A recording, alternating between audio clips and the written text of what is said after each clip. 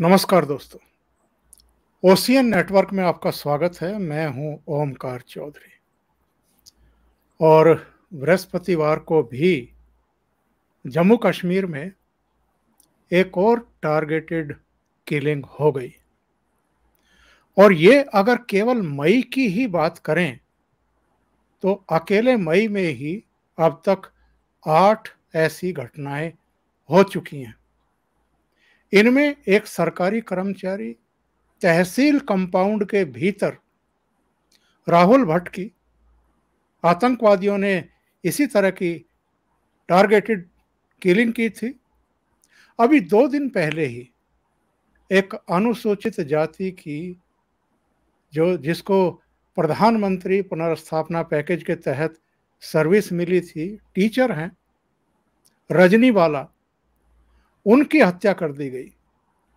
और बृहस्पतिवार को एक बैंक मैनेजर को मार दिया गया जो मूलतः राजस्थान के रहने वाले हैं।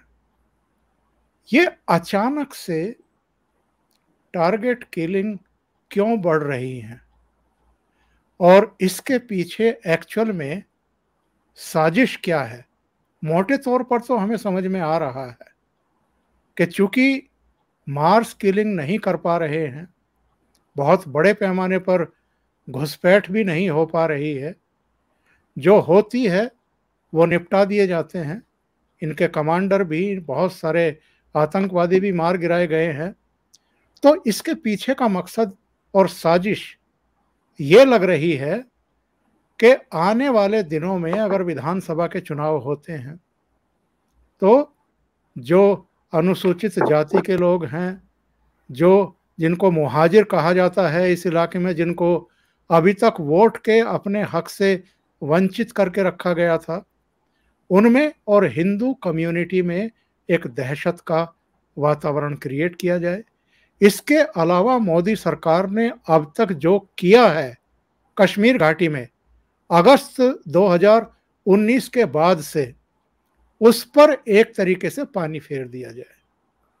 और इसके पीछे सीमा पार की ताकतें भी हैं और यहाँ की भी जो मेन स्ट्रीम की पॉलिटिकल पार्टी मानी जाती हैं, कहीं ना कहीं ऐसा लगता है कि इसके पीछे उनका भी डायरेक्ट इनडायरेक्ट कोई कनेक्शन है, क्योंकि ये लोग अपने अस्तित्व से, अपने होने के ना होने के भय से ग्रस्त दिखाई दे रहे हैं। अगर ठीक ठाक तरीके से चुनाव हो गए, अगर फेयर इलेक्शन हो गए, तो जो लोकल बॉडीज के यानी नीचे से लेकर के ऊपर तक के इलेक्शन हुए हैं, नए चेहरे बहुत सारे सामने आएंगे। और अगर पब्लिक ने उनको चुन लिया तो जो सो कॉल्ड मेन स्ट्रीम की पार्टियां हैं, चाहे पीडीएफ है, पीडीपी है, चाहे नेशनल कॉन्फ्रेंस है या कांग्रेस है, फिर उनको कौन पूछेगा? इनके नेताओं को कौन पूछेगा? तो घाटी में एक दहशत का वातावरण बनाने की कोशिश हो रही है।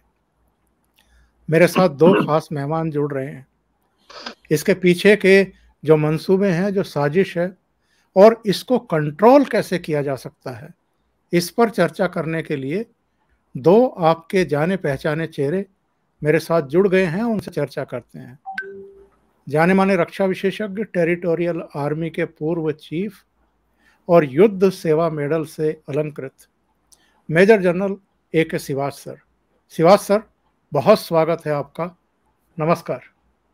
नमस्कार चौधरी साहब। और दूसरे चेहरे, उनका तारुफ कराने की जरूरत ही नहीं है, POJK के लिए एक बहुत बड़ी मुहिम चला रहे हैं। किसी तरीके से जो 1947 में 48 में कब्जा लिया गया था जो हिस्सा, वो फिर से भारत का हिस्सा बने, इसके लिए दिन रात प्रयास कर रहे हैं POJK के एक्टिविस्ट और हमारे मित्र डॉक्टर अमजद अय्यूब मिर्जा। मिर्जा साहब, बहुत स्वागत है। बहुत धन्यवाद आपका। मिर्जा साहब, सबसे पहले मैं आपके पास ही आता हूँ। ये जो अचानक से टारगेट किलिंग बढ़ी है, इसके पीछे की साजिश क्या है, मंशा क्या है, और कौन कौन सी ताकतें हैं जो वहाँ एक दहशत का आलम क्रिएट करना चाहते हैं, और उसका नतीजा भी हम देख रहे हैं। वहाँ से पलायन शुरू हो गया है, जो एक खतरनाक सिचुएशन है। आज भी बहुत सारे परिवार निकल गए। आज शाम ये कहा गया, जो अल्पसंख्यक फोरम बना है, कि सब कल सब एक जगह इकट्ठा होंगे और हम लोग जम्मू संभाग के लिए यहाँ से पलायन करेंगे, हम सरकार से निराश हैं। तो क्या इसके पीछे यही मंशा थी इन लोगों की, कि जो हिंदू कम्युनिटी है उसका भी सरकार से मोह भंग हो जाए और इस तरह के हालात क्रिएट कर दिए जाए? जी बहुत शुक्रिया चौधरी साहब। सबसे पहले तो आपने जैसे अपने इंट्रो में बताया है, एक एनालिसिस पेश किया है कि इलेक्शन की आमद है, और आज जो है वो जो वोटर्स लिस्ट वगैरह और सारा कुछ है वो भी आज सील कर दी गई है। अब उसमें कोई अमेंडमेंट नहीं हो सकती, जिसका मतलब ये है कि आने वाले दिनों में जो इलेक्शंस हैं उसकी तैयारियां शुरू हैं, क्योंकि इलेक्शन कमीशन ने भी कह दिया है कि जितने भी पोलिंग स्टेशन हैं उनको दोबारा से चेक किया जाए, उनको फाल बनाने के लिए, यानी एक्टिवेट करने के लिए उनको चेक करें कि उनमें किसी चीज की कमी तो नहीं है या जो भी करना है। लेकिन मैं ये समझता हूँ, जैसा आपने फरमाया कि ये अचानक से एकदम ये हो गया है, मैं समझता हूँ ये अचानक नहीं हुआ चौधरी साहब। आपके शो में ही और जनरल साहब की मौजूदगी में ही मैं कई मरतबा ये बता चुका हूँ, फरवरी से मैं बता रहा हूँ कि फ्रीडम ब्रिगेड 313 बना है। रावला कोर्ट में ओपन प्रेस कॉन्फ्रेंस में उन्होंने अनाउंस किया कि हम 10,000 नए जिहादी पैदा करेंगे, जमा करेंगे, और स्प्रिंग ऑफेंसिव होगी, समर ऑफेंसिव होगी। Excuse me. और मैं मुसलसल जितने भी इंडिया के टीवी चैनल्स पे उस मार्च में और फरवरी और मार्च में मुझे मौका मिला, मैंने ये वावेला किया, ये शोर मचाया कि स्प्रिंग ऑफेंसिव और इसकी तैयारी हो रही है। मैंने आर्टिकल्स भी लिखे इसी मसले के ऊपर। तो पहली बात तो ये कि ये हमें तो कम से कम मुझे तो नजर आ रहा था कि ये आ रहा है, लेकिन जी। सब यही कह रहे थे कि सिक्योरिटी ग्रिड बड़ा मजबूत है, सिक्योरिटी ग्रिड बड़ा मजबूत है। वो सिक्योरिटी ग्रिड तो मजबूत था, लेकिन ये चूहे जो हैं ये किसी और तरीके से आ गए हैं और इन्होंने अपनी स्ट्रेटेजी चेंज कर ली है, जिसको जनरल साहब कहते हैं हाइब्रिड वॉर। इसमें इन्होंने क्लैशनकोव की जगह पिस्टल, रिवॉल्वर, इस किस्म की चीजें इस्तेमाल करना शुरू की हैं।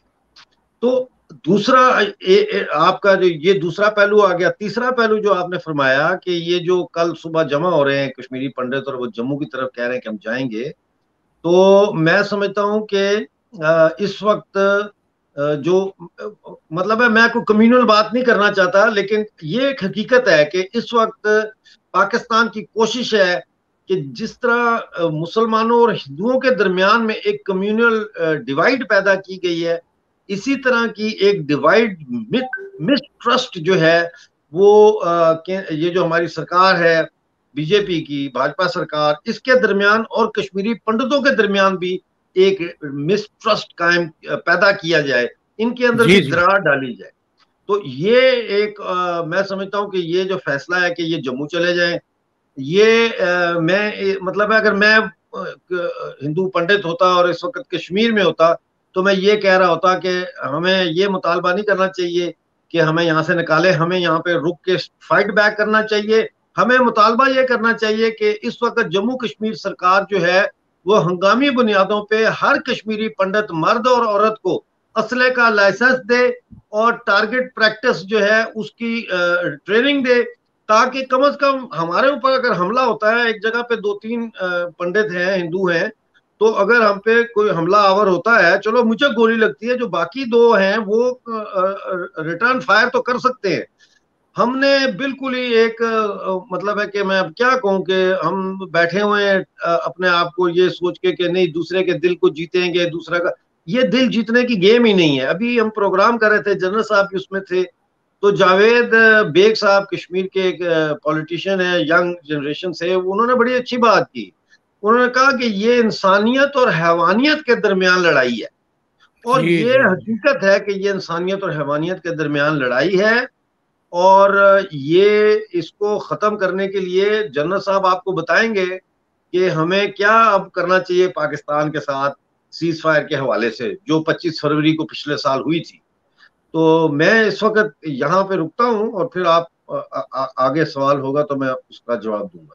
बहुत शुक्रिया, आपने बहुत कम शब्दों में और अपने ओपनिंग रिमार्क्स में वो चीज़ें बताई हैं, समझाई हैं हमारे दर्शकों को, जो वाकई तैयारी के तौर पर हम देख रहे थे, आप देख रहे थे, बता रहे थे, फरवरी मार्च से ही बता रहे थे। जनरल साहब,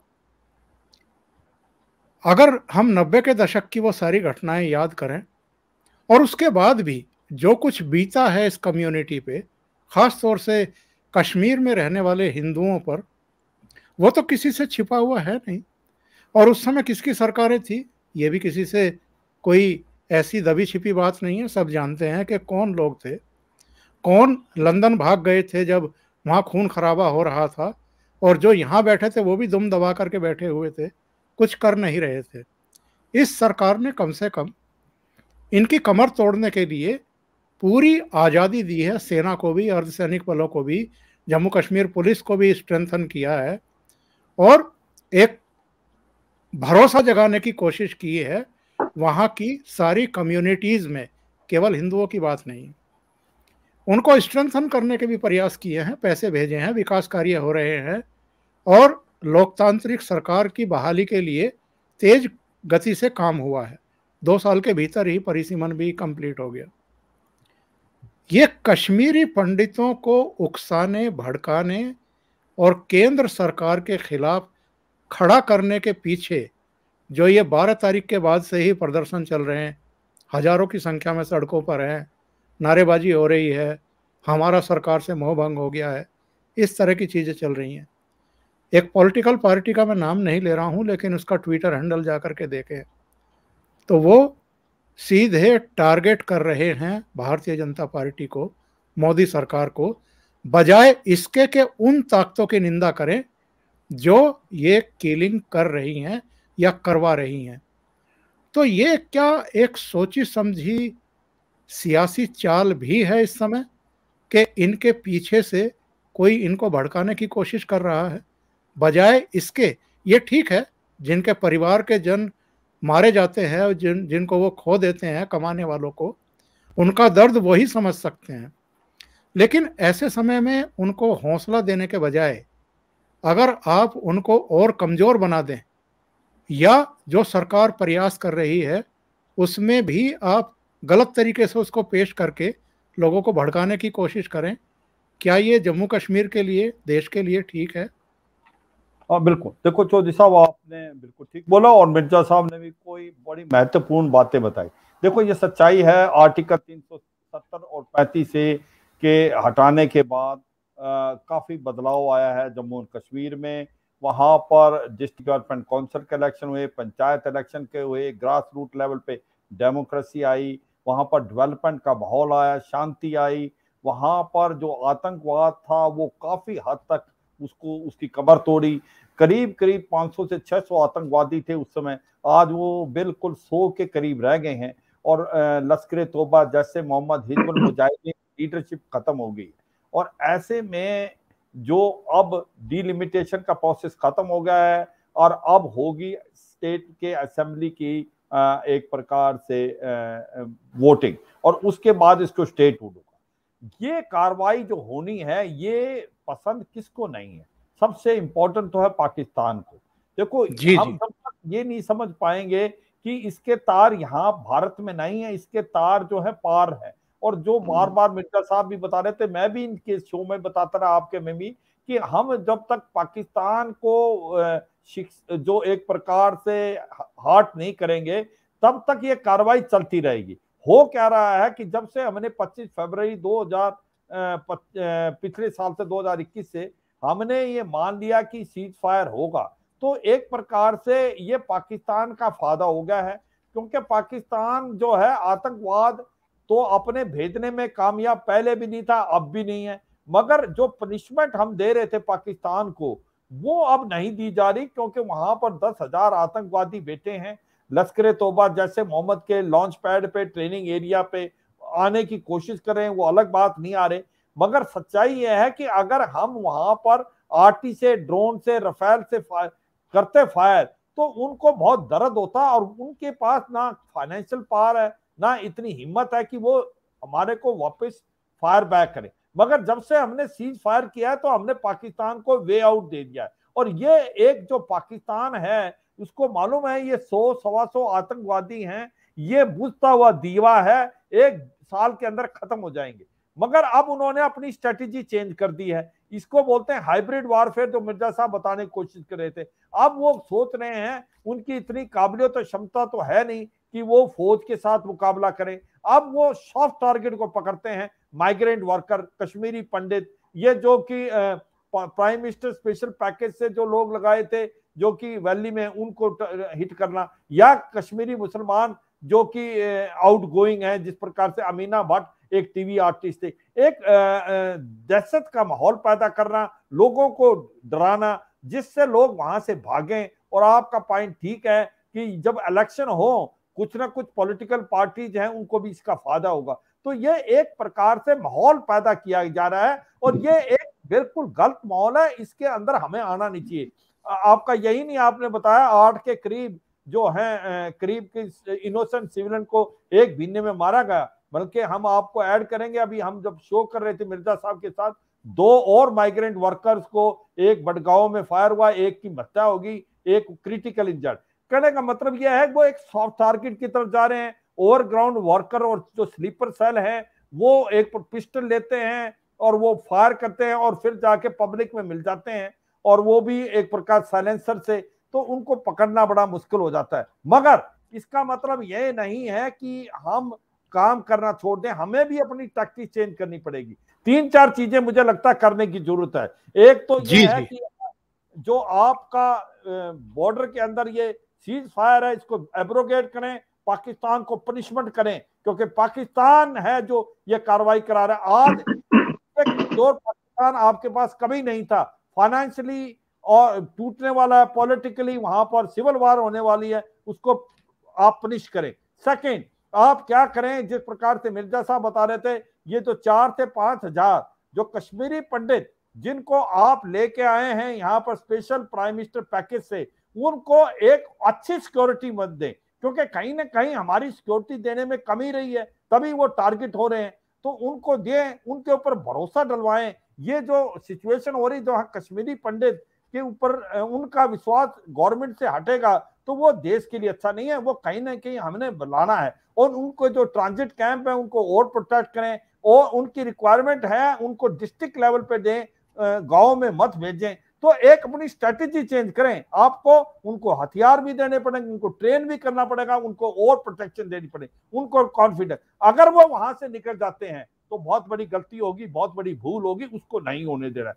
तीसरी बात, बड़ा अच्छा प्रोग्राम हम मिर्जा साहब वाले में भी कर रहे थे बात, जो प्रोग्राम एमए टीवी में, कि कहीं ना कहीं कश्मीरी पंडित जो है 25-30 दिन से राहुल भट्ट के जब से उसको निहत्था मारा गया था, तो लोग बैठे हैं हुए हैं वैली के अंदर, उसमें जहां पर कश्मीरी पंडित है वहां पर अवाम का जो कश्मीरी मुसलमान है वो भी आना चाहिए, तभी होगा। अगर ये कश्मीरी मुसलमान कंधे से कंधा लेके खड़ा होगा कश्मीरी पंडित के साथ, तभी माहौल चेंज आएगा। अकेले माहौल चेंज आना बड़ा मुश्किल है। जो एक्टिविस्ट, जो लोग ये कहते हैं, और ज्यादातर अवाम चाहता है शांति आए, और वो उनको भी पता है अगर ये शांति नहीं आई अमरनाथ यात्रा पे उसका बड़ा एडवर्स इंपैक्ट पड़ेगा, तो वो उनके साथ मिले।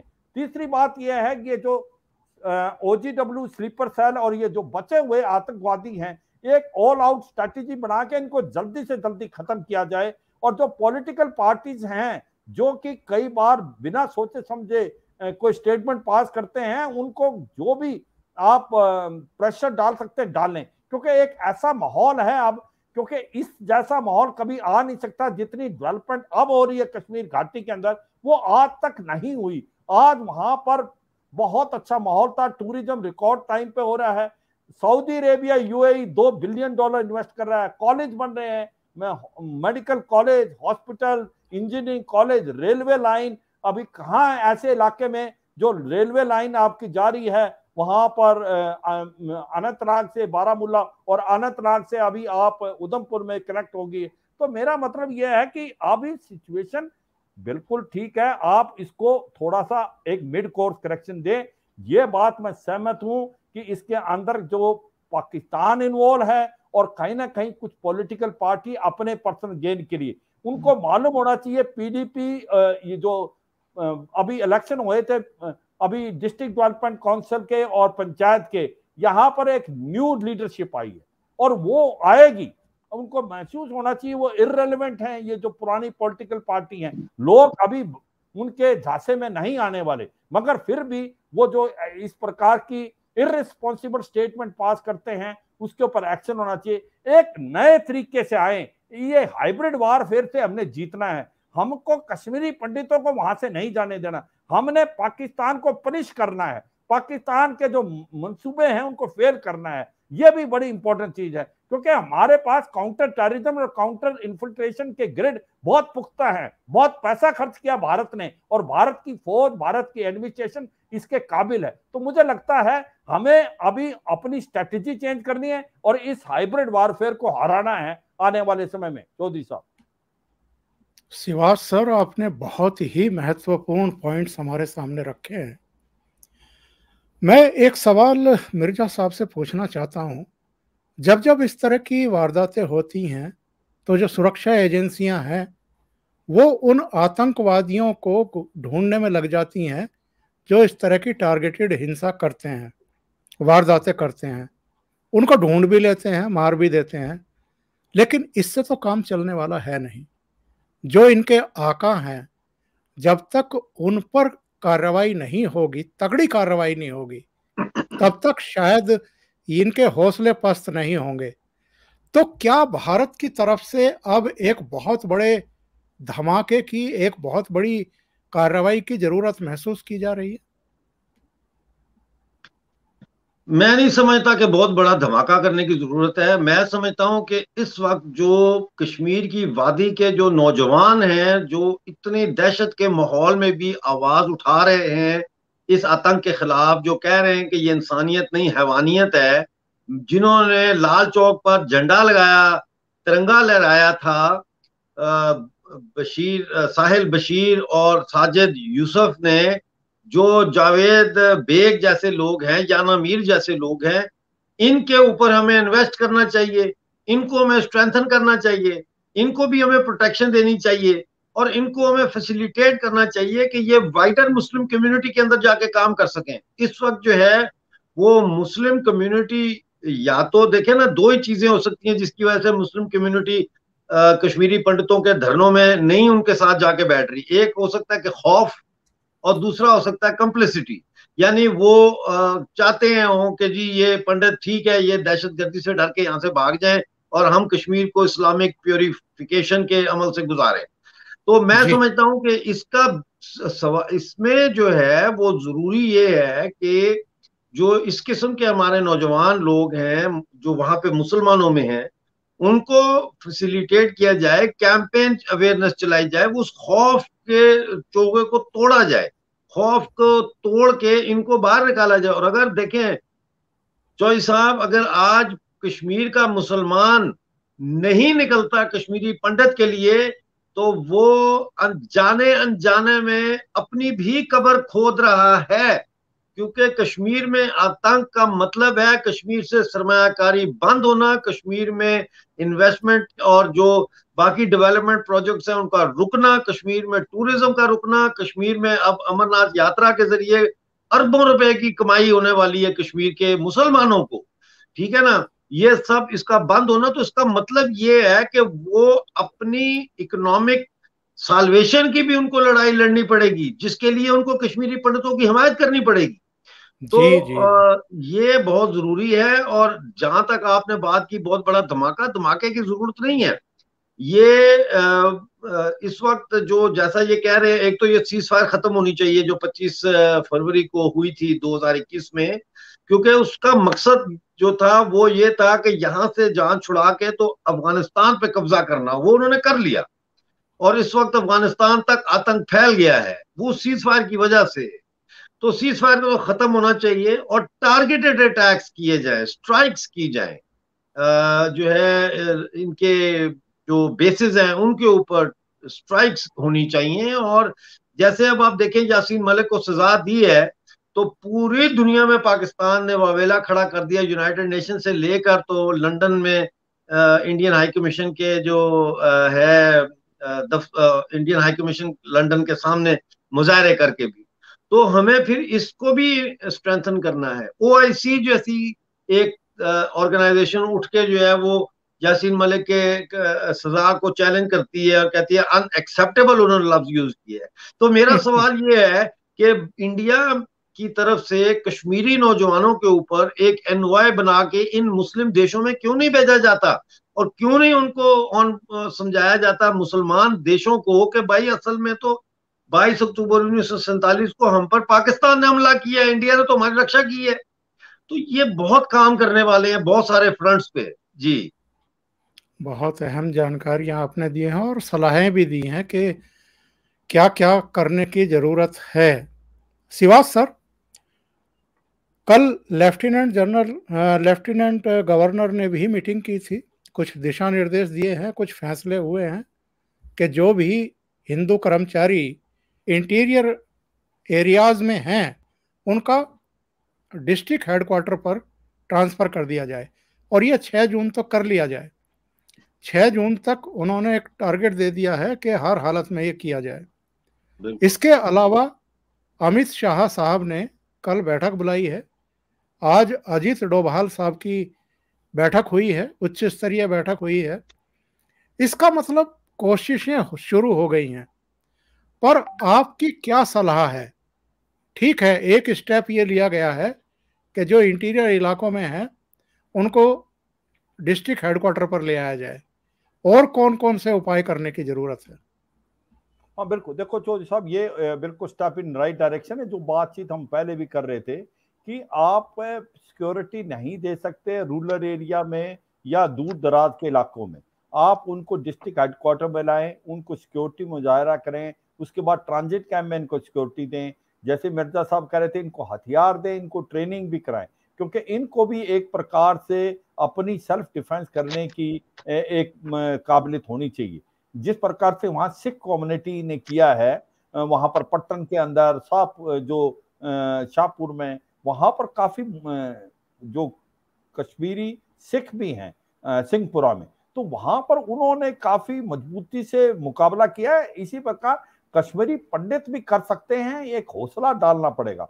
तो ये जो स्टेप इन राइट डायरेक्शन है। इसके अलावा इनके ट्रांजिट कैंप को और मजबूत करना चाहिए और इनको अलाउंस से डबल दें आप, बिकॉज ये लोग वहां पर जिस प्रकार से फौज है, पैरामिलिट्री फौज है, उनको जो डबल अलाउंस मिलते हैं जब हम हाई एल्टीट्यूड एरिया में या काउंटर टेररिज्म, काउंटर इंसर्जेंसी इलाके हैं, तो ये भी तो इस इलाके में जहां पर इनकी जान और मौत का सवाल है। देखो, अगर ये 5-6 हजार कश्मीरी पंडित अगर ये चले जाते हैं वापस जम्मू में, तो ये भारत देश की हार है।